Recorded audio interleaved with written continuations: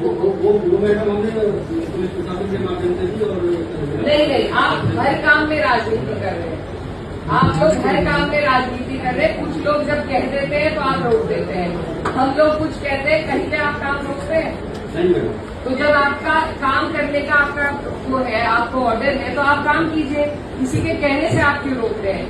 गांव के अगर कुछ लोगों को समस्या हो रही है, उन तक सुविधा स्कीम नहीं पहुंच रही है, तो वो पहुंचाना किसकी जिम्मेदारी है? या आप लोगों की जिम्मेदारी सिर्फ कुछ नेताओं की जी हजूरी करने की है? तो फिर आप सब जगह काम कीजिए। जब आप दूसरे गांवों में कर रहे हैं तो वहां पर भी कीजिए। आप